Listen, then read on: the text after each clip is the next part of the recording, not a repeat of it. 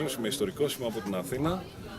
Έρχομαι για πρώτη φορά εδώ πέρα ως μέλος της ομάδας αναβιωτών Kampfgruppe Sinden, που αναπαριστούμε για την εκδήλωση αυτή σήμερα τον Γερμανικό στρατό.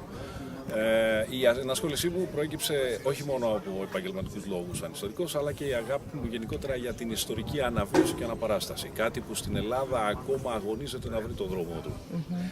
Είναι εξαιρετικά σημαντική αυτή η εκδήλωση, γιατί είναι η μεγαλύτερη ίσως στην Ελλάδα και είναι εξαιρετικές οι προσπάθειες των οργανωτών και των πρωταγωνιστών, όσο το δυνατόν να έχει την μεγαλύτερη δυνατή ιστορική ακρίβεια και πιστότητα, και τους αξίζουν συγχαρητήρια. Και με την ιδιότητά σας ως ιστορικού, τώρα μπορείτε να μας πείτε και δύο πράγματα και για την αναβίωση και για το πόσο πιστοί είναι σε σχέση με τα πραγματικά γεγονότα, αλλά και τα συναισθήματα που γεννιούνται συμμετέχοντας σε αυτό. Όταν έχουμε ένα κοινό, αναγκαστικά σε μερικά πράγματα θα πρέπει να κάνουμε μερικές εκπτώσεις προκειμένου να δώσουμε μία εικόνα. Επίσης, η αναβίωση δεν περιορίζεται στη μάχη του συγκεκριμένου οχυρού, αλλά δίνει μία εικόνα από το τι διαδραματίστηκε κυρίως ολόκληρη τη γραμμή μεταξά. Και έτσι πιστεύω ότι το κοινό θα έχει όχι μόνο τη δυνατότητα να δει ένα δρόμενο το οποίο είναι υψηλής ποιότητας και μεγάλης ακριβίας, αν λάβουμε υπόψη τις δυσκολίες που αντιμετωπίζει η χώρα αυτή τη στιγμή, αλλά ταυτόχρονα θα έχει τη δυνατότητα εκτός του δρόμενου να μπει και να περιηγηθεί μέσα στις εγκαταστάσεις που αναπαριστούν τα στρατόπεδα της περίοδου, και αν θέλει να ρωτήσει και πολύ περισσότερα πράγματα τους αναβιωτές. Οι αναβιωτές δεν κουβαλάνε συνήθως κοιμήλια, γιατί αυτά φθύρονται και δεν είναι εύκολο, αλλά προσπαθούν να έχουν όσο το δυνατόν πιστότερες ιστορικές αναπαραστάσεις, ακόμα και στις λεπτομέρειες. Και ένα μεγάλο σημείο της επιτυχίας αυτής της αναπαράστασης είναι και οι στολές σας. Οι στολές αυτή τη στιγμή δεν ράβονται στην Ελλάδα, εκτός ίσως από ορισμένες στολές του ελληνικού στρατού, του αγήματος που αναπαριστά τον ελληνικό στρατό σήμερα. Εισάγονται από το εξωτερικό. Είναι επένδυση εθελοντική των αναβιωτών που επιλέγουν μια στολή και δουλεύουν απάνω, χτίζοντάς τη σιγά σιγά, ώστε να πετυχάνεται το καλύτερο δυνατό ιστορικό αποτέλεσμα. Ο δικός σας ρόλος στην αναβίωση? Σήμερα εγώ ήρθα και στην ώρα της μεγάλης μάχης θα κάνω το Γερμανό αξιωματικό που διοικεί και κατευθύνει την επίθεση, και θα ζητήσει και την παράδοση του οχυρού για να λάβει την ιστορική απάντηση από τον στεγματάρχη του Κάρατσο ότι τα οχυρά δεν παραδίδονται αλλά καταλαμβάνονται. Εδώ πέρα αυτό που βλέπετε μπροστά σας είναι μια στολή που φορούσαν οι υπαξιωματικοί και οι στρατιώτες του γερμανικού στρατού του 1941. Είναι γκριζοπράσινη και ήταν η στολή που φόραγαν, πλην ορισμένων λεπτομεριών, οι Γερμανοί στρατιώτες που επετέθησαν στο Ρούπελ. Είναι η στολή ενός υπαξιωματικού της στρατονομίας. Στην κατοχή τους γνώριζαν ως πεταλάδες και ο λόγος, όπως βλέπετε, είναι εμφανής.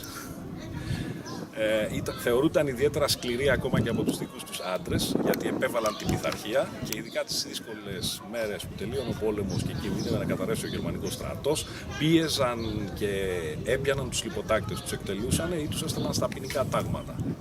Τα συναισθήματα που γεννιούνται από τη συμμετοχή σας σε όλα αυτά? Είναι σημαντικό να μπορείς να γίνεις αυτό που λέει οι οργανωτές κομμάτι της ιστορίας. Και είναι ένας τρόπος να διατηρείται η ιστορική μνήμη. Καμιά φορά, παρόλες τις προσπάθειες των δασκάλων, το βιβλίο και η αφήγηση μπορεί να γίνει βαρετή στο σχολείο. Εδώ πέρα είναι κάτι που τα μικρά παιδιά μπορούν να δουν και να μην τους φανεί τόσο βαρετό όσο το να βλέπουν σελίδες. Θεωρείτε ότι το Ρούπελ, η γραμμή μεταξά, έχει τη θέση που της αρμόζει στα βιβλία, είτε αυτά είναι σχολικά είτε είναι τριτοβάθμιας εκπαίδευσης? Προσωπική μου γνώμη είναι πως όχι. Μπορεί να μην καταφέρεις να πεις όλες τις λεπτομέρειες του αγώνα, του τιτάνιου αγώνα που εξελίχθηκε αυτές τις 4 ημέρες, αλλά μερικά πράγματα θα πρέπει να υπογραμμίζονται, ότι δεν υποχωρήσανε. Έκαναν το καθήκον τους μέχρι το τέλος. Ειδικευμένες μονάδες, όπως το Σύνταγμα που επετέθηκε στο Ρούπελ, που ήταν ειδικευμένο στην εκπόρθηση οχυρών, απέτυχαν. Δεν παρουσιάζεται. Θέλετε να σταθούμε και λίγο στα ίδια τα οχυρά? Πείτε μου.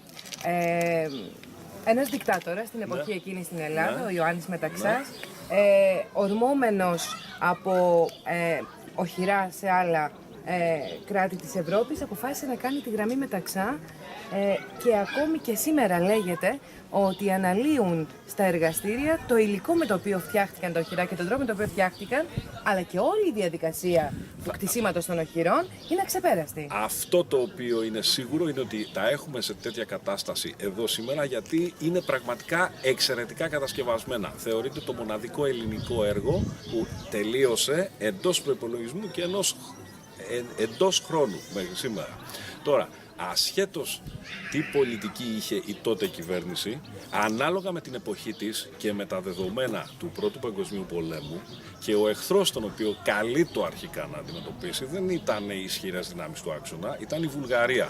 Τα οχυρά αυτά κυριολεκτικά δημιουργηθήκανε με την αιχμή της τεχνολογίας της εποχής τους, και όχι μόνο αυτό, αλλά επειδή τα οικονομικά της Ελλάδος δεν επέτρεπαν πολλές φορές στην αγορά κατάλληλου οπλισμού, βρεθήκανε ελληνικές τεχνικές λύσεις για να λυθούν προβλήματα τα οποία δημιουργήθηκαν από την θεωρούμενη ως έλλειψη μέσων. Απόδειξη ότι αρκεί να υπάρχει θέληση και τα πάντα ξεπερνιούνται.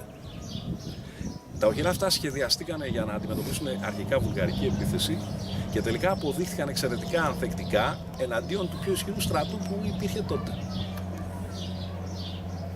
Και βέβαια το φρόνημα των Ελλήνων.